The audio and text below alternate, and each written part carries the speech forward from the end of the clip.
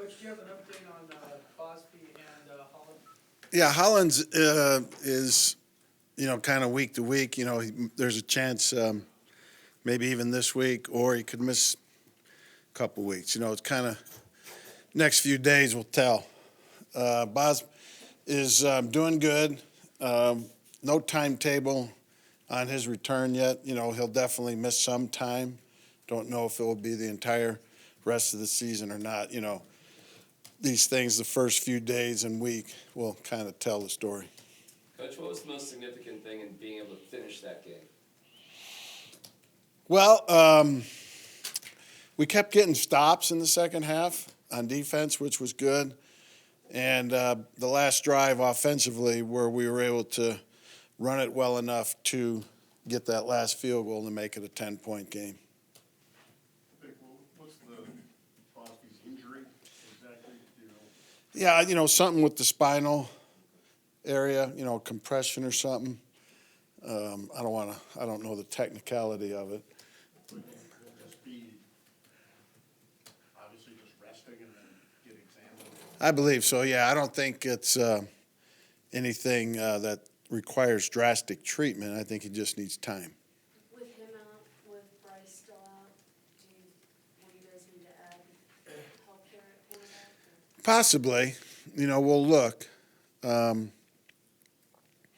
But we got Devontae, who played yesterday, and we still have Ike.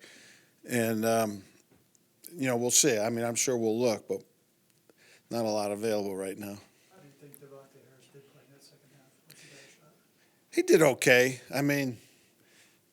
It was obvious that, they were going to go after whoever was in there at that time. And so he got a lot of action for his first action. And hopefully, if we decide to play him some more this week, he'll get more practice time on the field then. Whereas, the last few weeks, Boz and Ike has been getting the bulk of the practice time there, so we'll amp his practice time up more. After watching the film, what did you think of Kareem Jackson's entire game, and how important is it to keep him at safety? He played well. That was pretty obvious. Yeah, we'd like to keep him there. I make no secret of that. But he possibly, you can argue, can play other positions better than the people we have there. So we got to weigh all that in the final analysis. But it would be my preference to keep him at safety. What about Mike Purcell and Alexander Johnson, given the success of the defense? Would you like to keep them in with the starters? Yeah, they both played well enough to continue. What does that mean for Adam Gotsis? Well, we'll just, we keep 5 defensive linemen active. Doesn't have to be the same 5 every week. And that's as we get into game planning and checking the opponent out and seeing what we think we need, who the best 5 would be for that game, we'll make that the decision. With Purcell there, it looked like Shelby shifted over. He did. Yeah, he played pretty good at end. Mike's can play the run well from the nose tackle position, and Shelby's versatile. He can go out and play the end position. So that was the combination we went with. So Purcell obviously really good against the run. How else does he need to grow to become more of an every down guy for you? Just maybe add a little pass rush in there every now and then, and expand his range down the line. But I think Mike played about the way we thought he would play. Coach, how would you assess special teams? Well, anytime you give up a touchdown, that's not a good day for the special teams overall. The punt was a little too low. We didn't have much hang time. There was too much separation between the returner when he caught it and our guys covering. And, but we could have covered it better. They still would have got some decent yards, but we could have covered it better than we did. So anytime in special teams you give up a touchdown like that, that's a black mark on the day. Much like for a lot of positions, you may have a good day overall, but when you have that big one bad one, kind of is a downer. Are you comfortable with Deontay Spencer fielding the ball inside of the 10-yard line? Are you comfortable with that? No. He's not doing what he's been coached to do there. Do you have a conversation with him, or do you leave it up to Coach McMahon? Both. Vic, what'd you make of Malik Reed, his first time as a starter? Overall, he did decent. You know, he got, about 60 plays, I think, and that's a lot of plays for a guy that hadn't been playing that much, and he's still on a special teams unit or two. I thought he did fine, and I expect him to keep improving. Didn't seem like the game was too big for him, and played hard, which he always does, and the game's important to him. So overall, pleased. Coach, what do you think is the key for better success offensively in the third quarter? Well, that's a multi-faceted question with a lot of, answers potentially. One is we got to avoid getting in third and longs. And we got in third and longs because we didn't run it well. When we did run it in those drives, we got a penalty or two on those drives. We got a sack on those drives, which translate into third and long. So it's a bunch of things. When you're moving the ball good on offense for any team, you're having minimal third downs. You seem to go first, second, first, second, first, and then maybe one third down that you get converted. And we had too many of those negative plays, which got it in the third and long. What was the key to the rush defense? Was it the guys just take it personally after the Jacksonville game, or was it just better technique, change personnel? What did you see different when you watched the film? Probably a little bit of everything you said, and plus we got out to the 17-0 lead there, which lasted well into the third quarter, well into the punt return. So when they would try a run or two, and if it wasn't, they didn't get a lot of success with it, and you're down 17, all of that plays in there. Is the pass rush still successful in your eyes?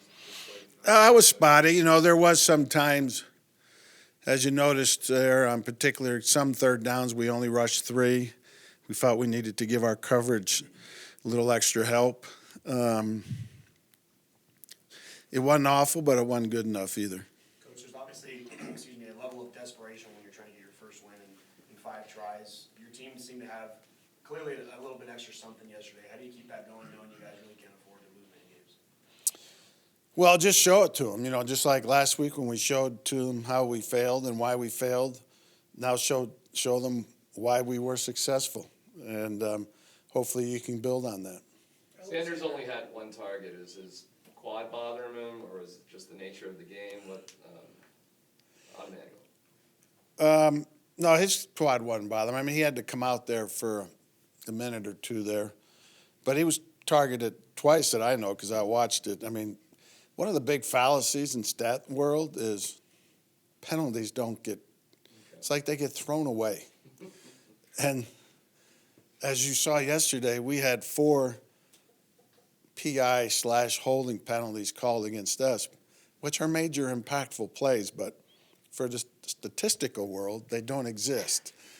And Emmanuel caught a pass, a first down, and he got interfered with, which gave us a first down on another one. So 2 targets. The way the game played out, the receivers didn't get a lot of targets yesterday. It wasn't just Emmanuel. I mean, Cortland had a couple big catches, which stand out, but he didn't get a lot of targets either. So I think that's just the way the game went.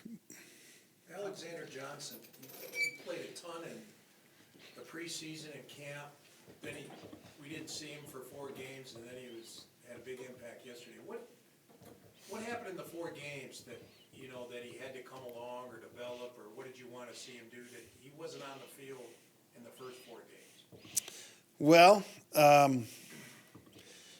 he's a young guy who needs to master his craft a little bit better, meaning assignment-wise and details. But I always knew he was eventually going to get in there somehow, some way, because he does have talent. But the worst thing you can sometimes do with a guy like that is get him in there too early for a lot of reasons. One, he might not be ready, and he might think he hasn't made. He needed to earn some stripes on the special teams and improve there. And I had a feeling he would go in and play well yesterday. Now, was he perfect? You saw a lot of good plays. But the plays you didn't notice, you know, there was some accidents ready to happen that didn't get exploited, and he needs to clean those up.